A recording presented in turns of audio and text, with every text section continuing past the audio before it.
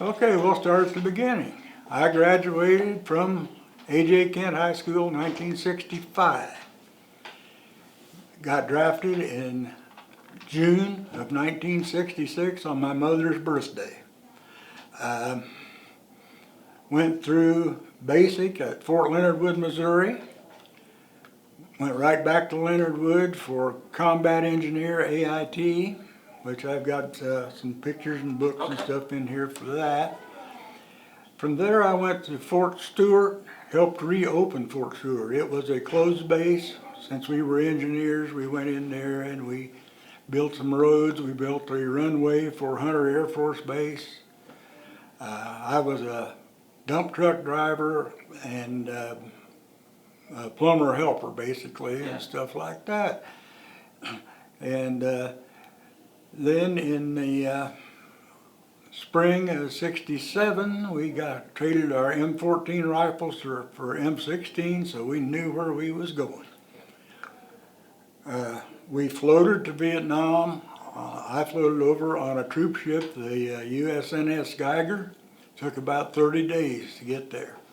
All our equipment, our bulldozers, trucks, all our equipment and tools went over on another ship.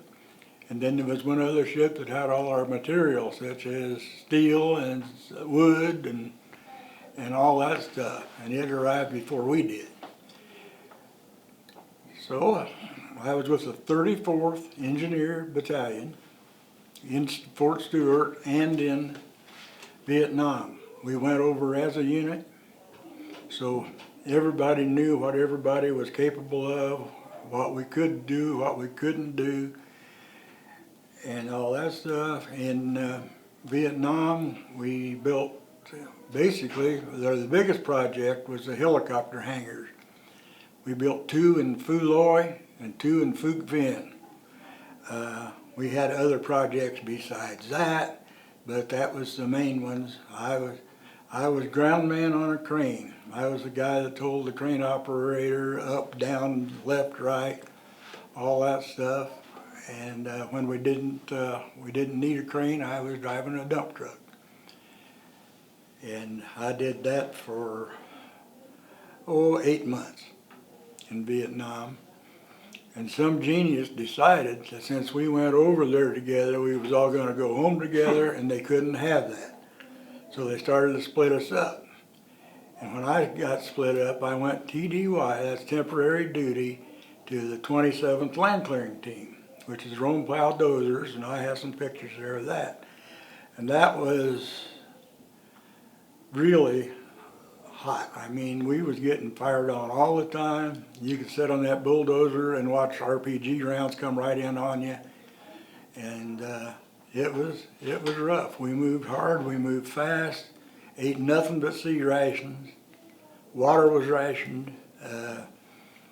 It was a mess, but we got into it. We got into where we wanted to do it. If we couldn't do it, we felt sad about it because we wanted to get out there and get it done. And my last duty station was at Tay Ninh. It's over by the Cambodian border, and they call it the Black Virgin Mountain. And the odd part about the Black Virgin Mountain was we held the top. We had communication antennas and communication station on top. We held the bottom. We was going to build a stone quarry there. They got it built, but after I left. But we was clearing the land for the stone quarry and the roads in and out of it. We held the bottom. The VC held the middle, and we couldn't get them out. We threw everything we could at them, and we could not get them out. But in that, I have felt the heat of a napalm strike. Got into Agent Orange, and it was tough, but we made it out of there all right. And that's when I come home, was right out of Tay Ninh. So. How many total years of service did you have then? 2. 2? I got drafted. Got drafted in '66. Got out in '68. Okay. So you spent most of your time overseas then? 1 year. Yeah. One solid year. And Vietnam. Okay. We're talking about Veterans Day as kind of our project here. Can you tell us what Veterans Day means for you? History, tradition. My grandfather and one uncle, World War I, drafted. My dad, brother, and several uncles drafted World War II. Cousins in Korea drafted. Had one son in the Gulf War. Of course, me in Vietnam, son in the Gulf War. One son, 7 years National Guard, and a daughter-in-law, Navy. And I've got a grandson in the Navy now. So military and veterans mean so much to me. I'm also a member of the local honor guard for burials and stuff. I'm on the firing squad, so it means a lot. If there's, something that you would like for our students or community members to know about service, what would that be? I think it would be a good thing to go into the military because you learn a lot about yourself. You learn how to get along with others in the world because the world is a different place than Newton County, Indiana. I'm telling you right now that people from the South or people from the extreme North, they're completely different people. All good people. I mean, they're all very good people, but they think different, act different.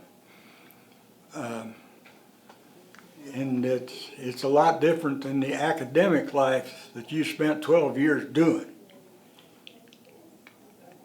You're going to have to learn to kind of toe the line. You got to know what you can get away with and what you can't, and eat food you don't like and stuff like that. But you're going to learn a lot. If you can survive it, you're going to be better for it, for sure.